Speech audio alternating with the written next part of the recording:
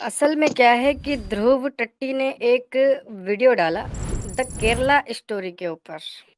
देखें हुँ, केरला स्टोरी के अंदर क्या सही था, क्या गलत था वो हमने आपके सामने रखा। और लास्ट में हमने यही कहा मूवी का जो नैरेटिव है वो बिल्कुल अपनी जगह पर दुरुस्त है, लेकिन इसकी स्टोरी में थोड़ा-सा मसाला डाला और ज़्यादा कुछ नहीं। हमारा एक ही हुँ, मैसेज था पब्लिक के लिए कि इस फ़िल्म को देखकर कोई सिम्पैथी क्रिएट मत करना उन लड़कियों के लिए। अब ध्रुव टट्टी अब इसने वीडियो डाला है जिसमें सबसे पहले इसने हिटलर की बात की है कि किस तरीके से हिटलर एक ही झूठ को बार-बार बोलता था, तो वो जो झूठ है वो भी सच लगने लगता था। तो ऐसा का ऐसा इंडिया के अंदर भी हो रहा है। इंडिया के जो प्राइम मिनिस्टर हैं, वो एक झूठी फ़िल्म को प्रमोट कर रहे हैं। अब देखिए किसी भी तरीके का जो पॉलिटिकल व्यू है वो अपना रख सकता है कि ये प्राइम मिनिस्टर सच्चा है या झूठा है वगैरह-वगैरह, ठीक है? लेकिन पूरी की पूरी इसकी जो वीडियो है वो 2 चीज़ों के इर्द-गिर्द घूमेगी। पहली है 32,000 का राउंड फिगर और दूसरा है लव जिहाद। पूरी की पूरी इसकी जो वीडियो है वो इन दोनों चीज़ों के इर्द-गिर्द घूमेगी। अब ज़रा मुझे एक बात बताएँ, इन हज़रत का कहना है कि 32,000 तो कोई केरला से लड़कियाँ गई नहीं हैं, तो लिहाज़ा ये फिगर भी झूठा है और ये मूवी भी झूठी है और ये एक कॉन्स्पिरेसी है जो कि मुसलमानों के खिलाफ बताई जा रही है। सब कुछ झूठा है, ठीक है? ओके। पहले तो आप मुझे ये बताएँ ध्रुव टट्टी साहब, क्या मूवी के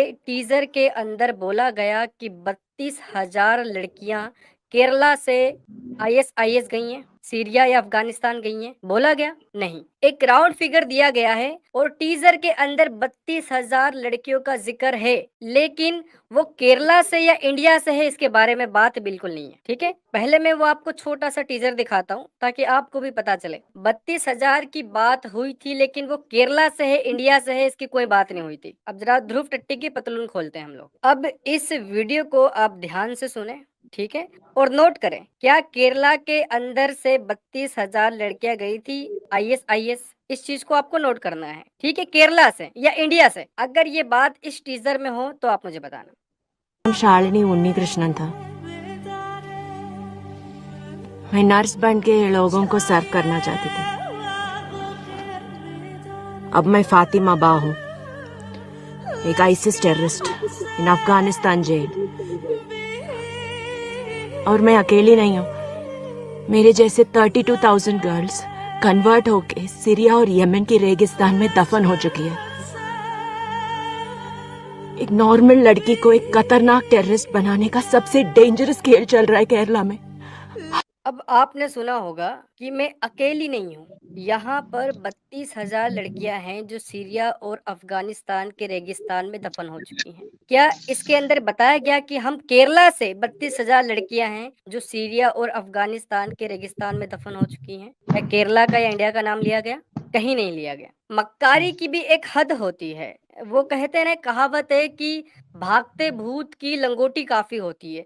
मतलब कि पूरी मूवी के अंदर जो फैक्ट है, जो हकीकत है, जो आईएसआई का और जो इस्लाम का जो नैरेटिव है, उसको छोड़कर बस 32,000 की बूंद मारने के पीछे लग जाओ। 32,000 क्यों बोला? 32,000 क्यों बोला? इनको ना आईएसआईएस किस बेस पर काम कर रही है? क्या इस्लाम का नैरेटिव है? बाकी मज़ाहिबों को लेकर इस्लाम का जो खिलाफत मूवमेंट है ये क्या है? इसके बारे में इन्हें कोई रिसर्च नहीं करनी। इसके बारे में कोई फैक्ट चेक नहीं करने। फैक्ट चेक किसका करना है? 32,000 क्यों बोला? 32,000 क्यों बोला? फैज़ू अगर वो 31,999 है तो भी 32,000 क्यों बोला? हाँ।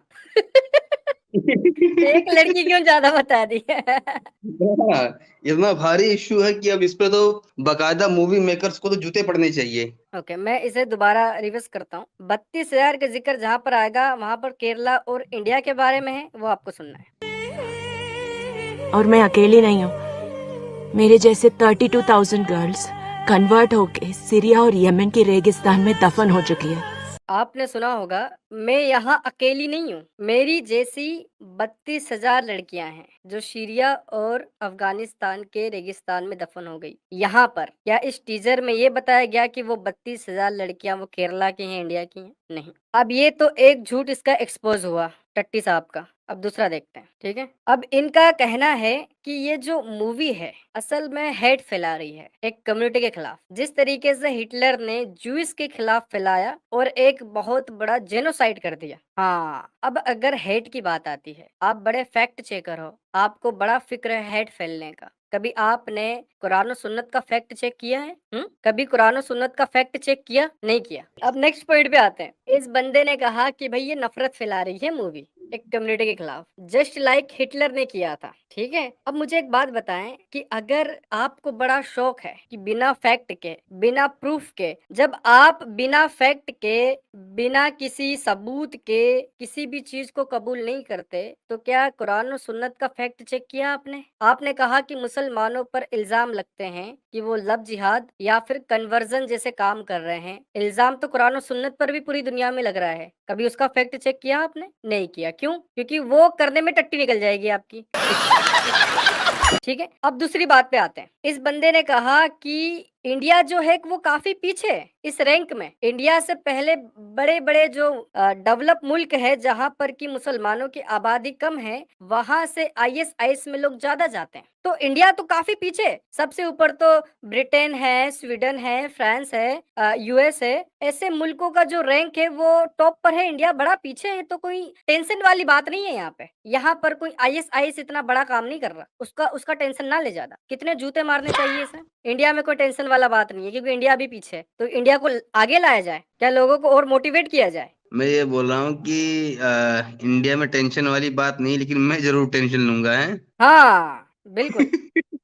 दूसरा कि केरला जैसी सेक्युलर स्टेट को बदनाम किया जा रहा है, जहां पर हिंदू, मुस्लिम और क्रिश्चियन बड़े ही प्यार से रहते हैं। हाँ, बड़े प्यार से रहते हैं। केरला का एक स्कूल है, उस स्कूल के अंदर वहां के बच्चों ने कहा कि हम जो हिंदुस्तान का नेशनल एंथम है, राष्ट्रगान है, जन गण मन, उसे नहीं गाएंगे। ये सेक्युलरिज्म है। तमिलनाडु और केरला में ऐसे गांव हैं जहां पर मुस्लिम मेजोरिटी है, वहां के लोगों ने कहा कि अब हमें शरीयत चाहिए। ये सेकुलरिज्म है। ये खूबसूरती है। केरला की खूबसूरती दिख रही है आपको, वेस्ट बंगाल की खूबसूरती नहीं दिखती है आपको, कश्मीर की नहीं दिखती है आपको। वहां के फैक्ट चेक क्यों नहीं करते आप लोग? वहां की जो न्यूज आर्टिकल्स है, वहां पर इतनी सारी डॉक्यूमेंट्री फिल्में बनी हैं, उनके बारे में क्यों नहीं बताते? ये बंदा अपनी हर सेंटेंस पर कोई ना कोई न्यूज का आर्टिकल आपको दिखाएगा, कोई फैक्ट दिखाएगा, कोई डॉक्यूमेंट्री दिखाएगा, मतलब प्रूफ देगा कि जो ये बोल रहा है वो अपने जहन से नहीं, प्रूफ दे के बात कर रहा है, रेफरेंस दे के बात कर रहा है। वो कभी इन चीज का भी रेफरेंस दे दो। मुस्लिम मेजोरिटी, चाहे वो स्टेट हो या कोई भी दीगर मुल्क हो, वहां पर ये सेकुलरिज्म क्यों नहीं है? कभी इसका फैक्ट चेक करो ना। पाकिस्तान, जिन्ना ने बोला सेकुलर मुल्क होगा, क्या हुआ? रियासत मदीना बन गया। कभी उसका फैक्ट चेक किया आपने कि इसके पीछे क्या वजह है? अरे बाप रे, ये तो धोती खोल रहा है। आप हिटलर का एग्जाम्पल दे रहे हो अपने वीडियोस में, हिटलर ने ऐसा ऐसा किया, वैसा वैसा किया। और केरला बहुत खूबसूरत स्टेट है, क्योंकि यहाँ पर सारे लोग मिलजुल के रह रहे हैं, बड़ा खूबसूरत स्टेट है। क्या ये खूबसूरती 1947 से पहले नहीं थी? थी। बाद में क्या हुआ? बाद में पाकिस्तान बना और बांग्लादेश बना। क्यों? क्योंकि अक्सरियत हो चुकी थी ना मुसलमानों की। खूबसूरती ज्यादा हो गई थी। ज्यादा खूबसूरती हो गई थी, बर्दाश्त ही नहीं हुई। इतनी गालिब भाई, खूबसूरती इतनी ओवरलोड हो गई कि बर्दाश्त ही नहीं हुई साली। तो एक रियासत मदीना बन गया और एक बांग्लादेश बन गया। अब आते हैं लव जिहाद के ऊपर। देखें, इस बात के मैं भी खिलाफ हूँ कि हर एक मुस्लिम लड़के को ये अपने घर में नहीं सिखाया जाता कि आप जाकर गैर मुस्लिम लड़कियों को फंसाएं। लेकिन क्या ये ऑर्गेनाइज तरीके से नहीं हो रहा है? क्या ऐसे केस आपके सामने नहीं आए हैं कि जहां पर एक लड़की को अपनी एक अलग पहचान बताई गई, हाथ में कलावा बांधकर या नाम बदलकर अलग पहचान बताई गई, बाद में उसको रियलिटी बताई गई कि मैं तो ये था, तब जब उसने शादी कर ली और बच्चा पैदा कर लिया। ये रियल इंसिडेंट है, उसके बारे में फैक्ट चेक नहीं किया कभी। ठीक है, दूसरी चीज पे आते हैं। अगर लव जिहाद सच में ही आपको लगता है कि इसने बोला है बकायदा कि लव जिहाद जैसी कॉन्स्पिरेसी एक्चुअल में क्या लड़कियों के खिलाफ है, औरतों के खिलाफ है, कि तुम औरतों को भेड़ बकरी समझते हो, कि उनका दिमाग इतना कमजोर हो कि कोई भी उनको बहलाएगा फुसलाएगा और वो मान जाएंगी? मेरे भाई, तुम एक एथिस्ट हो, ठीक है, तुमने एक क्रिश्चियन लड़की से शादी की है, अपने आप को तुम एथिस्ट बोलते हो, क्रिश्चियन लड़की से शादी करी, लेकिन तुमने शादी करी है ईसाइयत के रीति रिवाज से। क्यों क्यों नहीं बोला कि यार ये मेरी बीवी है, मुझ पर क्रिश्चियनिटी थोप रही है? तुम तो चर्च भी जाते हो। तो जो प्यार में पागल हो जाती है, मेरा अब्दुल ऐसा नहीं है, क्या वो अपने प्यार में ये नहीं कर सकती? वहां पर तुम्हें लग रहा है कि कोई किसी को फोर्सफुली तरीके से कन्वर्ट कैसे किया जा सकता है? क्या लड़कियों में दिमाग नहीं है? भाई प्यार में तो सब कुछ हो सकता है, प्यार तो अंधा होता है ना। तुमने भी तो किया, चर्च में जाके तुमने भी तो शादी की है, मना क्यों नहीं किया तुमने? और इसने जो सबसे बड़ी बात बोली है कि केरला के अंदर से इतने लोग आईएसआईएस में नहीं जाते जितने की महाराष्ट्र से जाते हैं, और इंडिया टुडे का एक आर्टिकल दिखाया। केरला से नहीं जाते जितने कि महाराष्ट्र से जाते हैं। क्यों? क्योंकि अब महाराष्ट्र आप देख लें कि वो एक हिंदुत्व का मेन सेंटर है। हाँ, तो महाराष्ट्र से बहुत जाते हैं, केरला से कम जाते हैं। और असल में क्या हुआ है कि केरला से सिर्फ 3 लड़की कन्वर्ट होके गई हैं, ज्यादा नहीं है। 6 लड़कियों की कहानी है, ठीक है, जिसमें से 2 लड़की सोनिया सेबेस्टिन और मैरिन जैकब है, वो क्रिश्चियन है, और जो निमिषा है वो हिंदू है। तो पूरी स्टोरी का जो लास्ट में जो कंक्लूजन निकलता है वो ये है कि असल में तो एक ही हिंदू लड़की कन्वर्ट हुई है, तो शोरगुल्ला क्यों काट रहे हो? 6 लड़कियों में से 3 तो मुस्लिम थी, 2 क्रिश्चियन थी और एक ही लड़की तो हिंदू है, तो ज्यादा शोर मत मचाओ। अबे भाई, तुझे इतने जूते मारने चाहिए। झूठ मारूंगा, इतने झूठ मारूंगा, इतने झूठ मारूंगा कि टाट नकली कर दूंगा मैं। अगर तूने मूवी देखी होती तो लास्ट में मूवी जैसे ही एंड होती है, लास्ट में आपको उन लड़कियों के इंटरव्यूज दिखाए जाएंगे और उनके पेरेंट्स के, और सारे सबूत दिखाए जाएंगे कि कैसे उन्हें बहलाया फुसलाया गया और कन्वर्ट करने की कोशिश की गई। सारे इंटरव्यूज और सारे प्रूफ लास्ट में मूवी में दिखाया गया है। तो एक लड़की की बात नहीं है। अब तुम मूवी देखते तो तुम्हें पता चलता कि क्या क्या प्रूफ दिया है। और उसके बाद भी अभी भी केरला से कई सारे ऐसे पेरेंट्स है जो खुल के आ रहे हैं कि हाँ, हमारी बेटी भी गई है और हमने रिपोर्ट भी लिखवाई थी और इस पर न्यूज आर्टिकल भी पड़े हुए हैं। तब की बात है ये। उसके बारे में फैक्ट चेक क्यों नहीं किया तुमने? वहाँ क्यों मौत पड़ती है तुम्हें? इस बंदे का एक वीडियो है, इंटरनेट पे पड़ा हुआ है, कि ये बचपन में जब रामायण महाभारत सुनता था और बड़ा इंस्पायर होता था, और बचपन से फिर उसको लगा कि यार इसमें कोई झूठ है, तो उसने इनके बारे में चेक किया, फैक्ट देखे कि क्या सच में ऐसा हुआ है, तो सब कुछ इसे झूठ लगा। मतलब कि ये रामायण और महाभारत की कहानी झूठी है, लेकिन एक कहानी इसको बड़ी सच्ची लगती है। पता है वो कौन सी कहानी है? रामायण महाभारत झूठा है क्योंकि मैंने उसका फैक्ट चेक कर लिया, ठीक है, लेकिन अब कूड़े वाली बुढ़िया को इन्होंने सच्चा माना है और उसका फैक्ट चेक किया है भाई। अब जरा दिखाते हैं आप। उसका फैक्ट चेक करने की जरूरत नहीं थी फैजू, क्योंकि वो शायद इनकी परदादी रही होंगी। अच्छा। उनके हेट स्पीचेस का आंसर हमें हेट स्पीच से नहीं देना है। और मुझे लगता है कि इस्लाम ने बहुत प्रॉफेट मोहम्मद के लाइफ से हमें बहुत सारे अच्छे एग्जांपल्स मिलते हैं कि हेट स्पीचेस को और हेटर्स को कैसे हमें डील करना है। तो अगर आप मुझे इजाजत दें तो आई कैन बिल्कुल, there are several examples from the life of Prophet Muhammad. There was this lady who used to throw garbage on Prophet Muhammad every day. So whenever Prophet Muhammad used to pass by her house, that lady used to throw garbage on him. तो एक दिन ऐसा हुआ कि Prophet Muhammad उनके घर के बगल से गुजर रहे थे, and that lady did not come out to throw garbage on Prophet Muhammad. And Prophet Muhammad was like, "Where is that lady?" That lady used to hate Prophet Muhammad to the core of her heart. And Prophet Muhammad knocked at her door and said, "Can I come in?" That lady said, "You may come in." And the moment Prophet Muhammad went in, he saw that lady is lying on a bed and she's very ill. She's not even in a condition to get up from her bed. So Prophet Muhammad filled her bottle of water for her. Prophet Muhammad cleaned her house for her and said, "Okay, I will see you tomorrow." And then Prophet Muhammad left her house. So this is one beautiful example from the life of Prophet Muhammad, that how basically उनको कोई गालियां दे रहा है, उनके ऊपर garbage फेंक रहा है और वो प्यार से रिस्पॉन्ड कर रहे हैं, इसके प्यार से रिस्पेक्ट कर रहे हैं। एग्जैक्टली। तो हमें प्रॉफेट मोहम्मद की लाइफ से एग्जांपल्स मिल रहा है। तो रुको जरा, सब्र करो। अच्छा, मैं भी यही कहने वाला था, मैं भी एग्जैक्ट यही कहने वाला था कि रुको जरा, सब्र करो। देखा कितनी जल्दी उसने बोला कि हाँ, मतलब प्रॉफेट मोहम्मद पे कोई कूड़ा फेंक रहा है, उन्हें कोई गाली दे रहा है, तो वो उसका जो रिस्पॉन्स है बड़े प्यार से कर रहे हैं। अब मुझे बताएं कि यार इस ध्रुव टट्टी ने इसका फैक्ट चेक क्यों नहीं किया?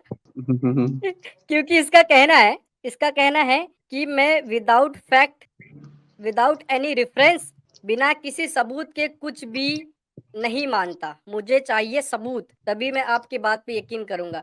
अब जरा मुझे बताएं कि इस बच्चे ने कहानी सुना दी बूढ़े वाली कुड़िया की, अब इसका सबूत क्यों नहीं मांगा? मौजूद रवायत है, घड़ी हुई रवायत जो किताबों में पढ़ाते हैं जी। एक औरत हुजूर पर कूड़ा किरकट फेंकती थी और मैं आकर चले आओ, ये रवायत अंग्रेजा घड़ी ते तुसी जाके बयान करनी शुरू कर देती।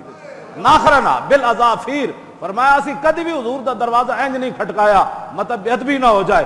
उन्हें दसिया दुनिया ते जे रब ने कुरान विच आदाब दसे ते ऐसा दुनिया नू करके दसिया कि इंज नबी नाल प्यार होंदा। तुसी केड़े तुसी ओ रवायत जी कूड़ा किरकट फेंकती थी, कूड़ा करकट हुजूर के वो जो गुलाम ऐसे हाथ नहीं करने देते थे, वो देखते रहते थे कि हुजूर के ऊपर कूड़ा फेंका जा रहा है। कमाल की बात है। चल, ये रिवायत कहां से तुमने निकाली है? सुने यार, कि अगर हुजूर का दरवाजा खटखटाया ऐसे तो भी बेअदबी हो रही है, तो कोई बुढ़िया हुजूर पर कूड़ा करकट फेंकेगी और क्या सहाबी देखते रहेंगे? अरे वो ऐसा हाथ भी नहीं करने देते थे हुजूर की तरफ। साहबी उस बुढ़िया को ले आके कूड़े में ही फेंक देते। ले पहुंच अपनी सही जगह पे। और बुढ़िया को कूड़े में डाल देते, गिरफ्त पांडे में। ये मशहूर है रिवायत कि बुढ़िया ने कचरा फेंकती थी नबी करीम पर, एक दिन नहीं फेंका, सरकार ने पूछा क्यों नहीं फेंका, पता चला बीमार है, इयादत के लिए चले गए, वो मुसलमान हो गई। ये वाक़या सही है या गलत? देखिए बिल्कुल गलत वाक़या है। बिल्कुल गलत वाक़या है। तो भाई एक ज़ईफ़ हदीस भी नहीं मिलती इसके मुतालिक। ज़ईफ़ से ज़ईफ़ हदीस भी नहीं मिलती। तो चले ध्रुव टट्टी को मज़ीद हमने एक्सपोज़ किया और इसका जो शॉर्ट क्लिप होगा 10-15 मिनट का वो मैं कट करके चलाऊँगा ताकि आप उसे ज़्यादा से ज़्यादा शेयर करें ताकि ये ट्रेंड बने। बड़ा शौक है आपको फैक्ट चेक करने का।